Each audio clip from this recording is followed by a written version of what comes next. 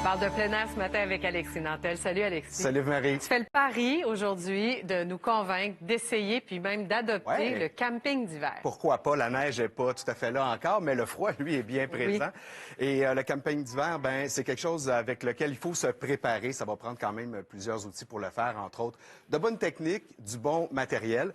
Et je suis allé avec mon caméraman Claude au refuge Swaggin, qui est à Saint-Côme, dans l'Anaudière, pour tourner quelques images pour vous montrer ça ce matin, les amis. Qu'est-ce que tu fais normalement quand tu arrives sur ton site? La première chose que tu fais, c'est quoi? Bien, tu vas le voir à travers les images, mais pour moi, la première chose, c'est vraiment de combattre le froid. C'est ça le principal défi.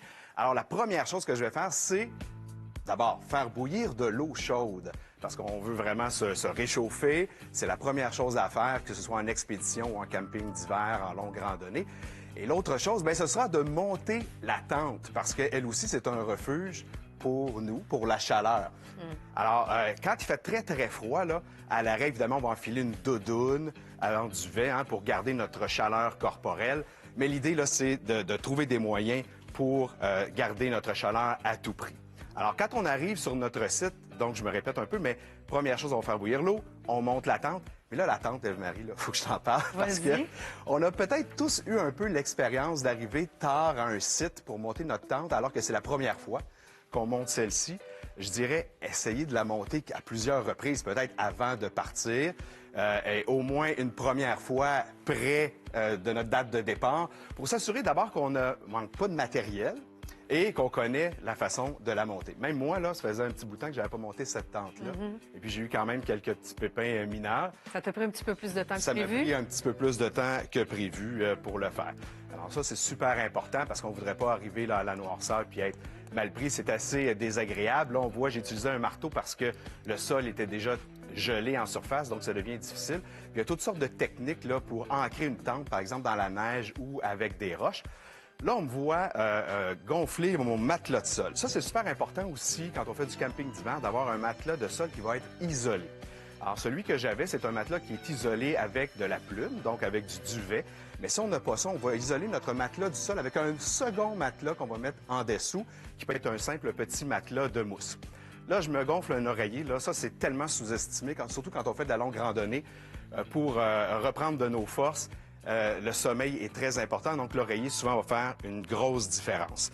Le sac de couchage, je l'ai installé là, dans la tente, c'est important. Il y a différentes cotes. On parle de moins 18, de moins 40, selon la température. Là, en magasin, vous allez voir, il y a différentes cotes selon le type d'expérience que vous voulez faire.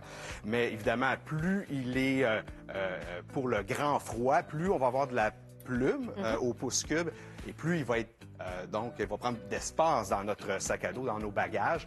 Mais en général, les sacs en plume sont beaucoup plus compressibles. Oui. On en a en studio des sacs c'est qui n'offrent pas le même degré de température? Non, absolument pas. Bon, on voit déjà peut-être un peu la différence. Là. Le moins 40 est déjà beaucoup plus gros, on le voit, par rapport au moins 18. C'est vraiment la compressibilité qui va faire la différence. Je pourrais faire une chronique uniquement sur les sacs de couchage parce qu'il y a des isolants synthétiques, des isolants de plumes.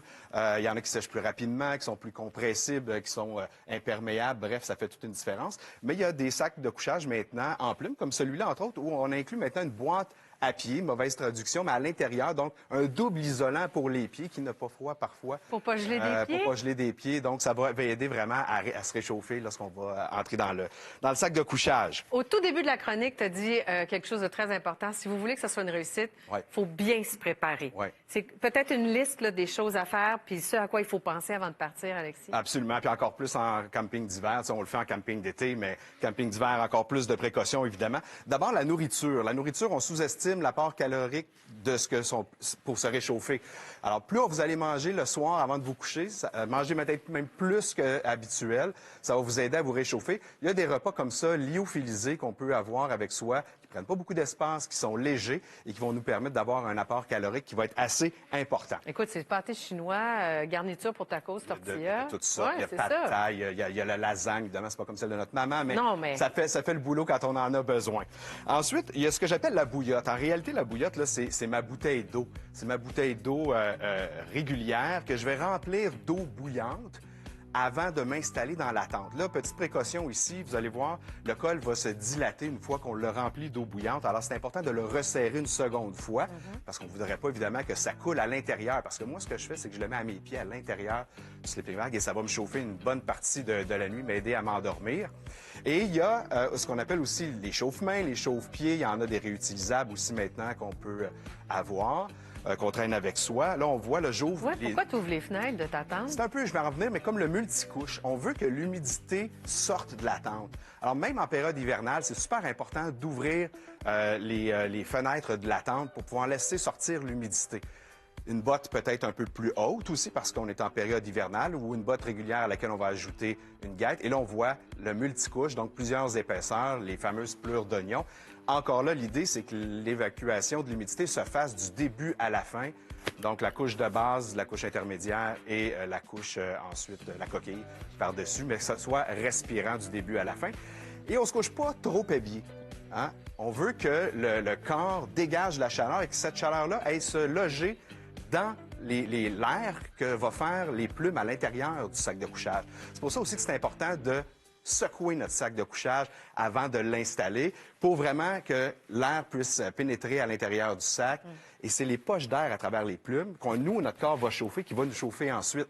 Alors, l'air est super important. C'est ça, le vrai isolant. Et j'ai remarqué que tu laissais ton visage dégager aussi, là, tu sais. Oui, pas caché, là. Ben non, parce qu'on ne veut pas créer de l'eau, justement, à l'intérieur. Puis vous allez voir, en période hivernale, souvent, ça va créer même de l'humidité sur le sac. Alors, on veut que ça sorte, là, et les vêtements et de la tente. Puis si vous voulez pas que ça gèle, vous revirez comme ça vos contenants avec de l'eau ou du butane, par exemple, pour pas que ça gèle en surface. Bon, on aura ça en tête quand Il y a plusieurs choses. Quand on fera cette belle aventure. Ouais. En fait, souvent? Quelques fois pendant l'hiver, oui, avec la randonnée. Donc, on part en longue randonnée, une nuit ou deux. C'est génial. Merci, Alexis. Salut.